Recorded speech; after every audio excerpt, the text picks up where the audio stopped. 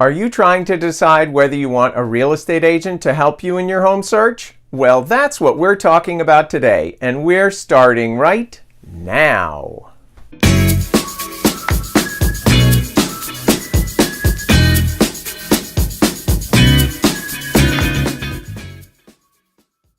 Hey everyone, welcome back to my channel. My name is Harry Moore, and I'm a realtor in the Washington, D.C. metro area. I post new videos every week, all about real estate in the DMV.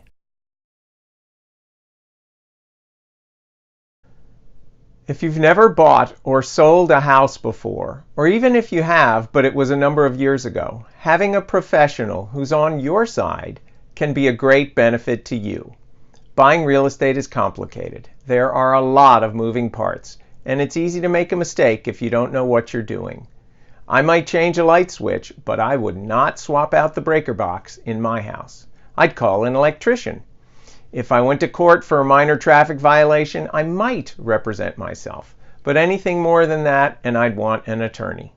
We live in a world full of specialists, and a good realtor is a specialist in helping their clients navigate the twists and turns of the real estate transaction successfully. If you hire a great agent to represent you, then you'll have someone who understands the process from beginning to end, standing next to you to guide you through it all. In Maryland, D.C., and Virginia, all real estate agents represent the seller by default. That's the law. So, if you work with the seller's agent, they cannot give you their full loyalty and highest level of care. Legally, they owe their allegiance to the seller, and that means they are duty-bound to get the best price and terms for that seller, not for you. If you want someone to represent you, you have the right to hire your own agent, someone to be on your team. That means you'll need to have a written agreement with that agent. That agreement is called a buyer agency agreement or a buyer broker agreement.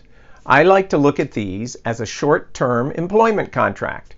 It outlines what the duties and responsibilities of each party are so that everyone understands exactly what is and is not included in the service being offered. Once everyone has signed the agreement, then the agent becomes your agent. They're on your team. They'll negotiate on your behalf, keep all of your confidential information private, and give you the highest level of service that they can.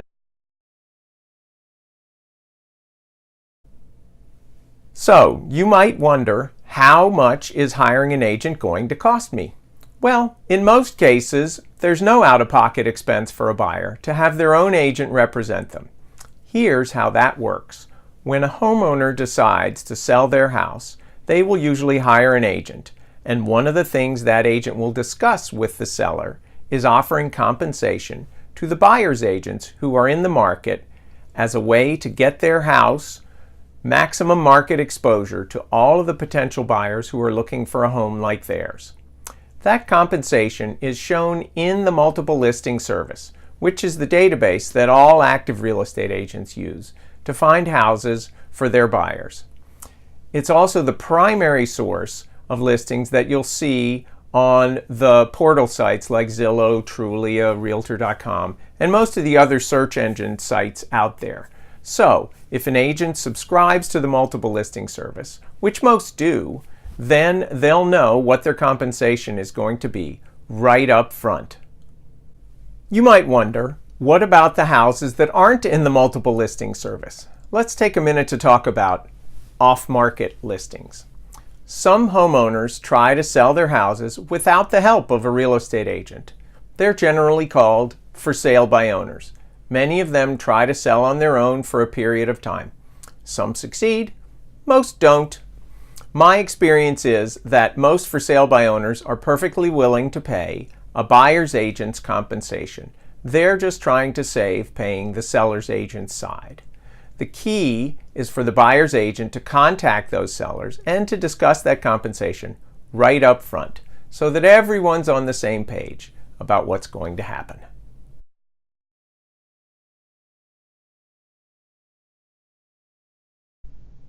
So you've decided that you want an agent to represent you.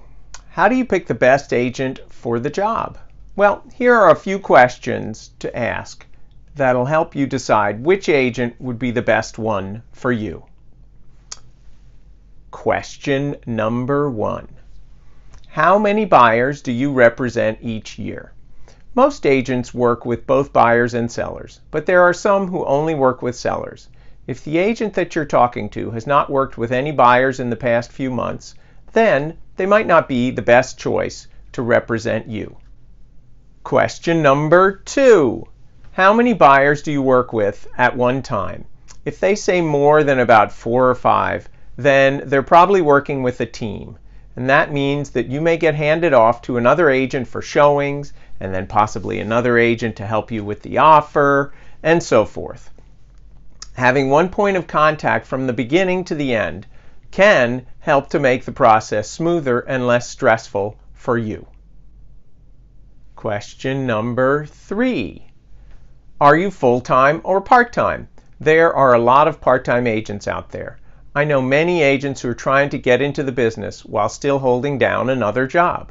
But if you have a question and they're at their other job, or you need to meet with them and they're not available, where does that leave you? Question number 4. Do you have any current reviews or testimonials? Check them out online. See what other clients have to say about the service they provide, and see if they sound like someone who you'd like to work with, somebody who'd be a good fit for you. It's also really important to sit down with the agent that you're thinking about working with and to have a face-to-face conversation, if at all possible. You're going to be spending a lot of time together and sharing a really important transition in your life. You should feel comfortable with them as a person. Online is great for lots of things, but the real estate transaction is a real face-to-face event. So you want to make sure that everybody is a good fit. So that's part 3 of my series on how to buy a home in the DC metro area. I hope that you found this helpful. If you did, I hope that you'll take a minute to like this video. And if you want to keep up on more videos as they come out, click the subscribe button to be notified when new videos are posted. If you're interested in learning about pre-approval and how that fits into the whole process, click on the link above and see my video with great tips about that. I'm Harry Moore with Keller Williams Capital Properties. Thank you for taking the time to watch, and I'll see you again soon.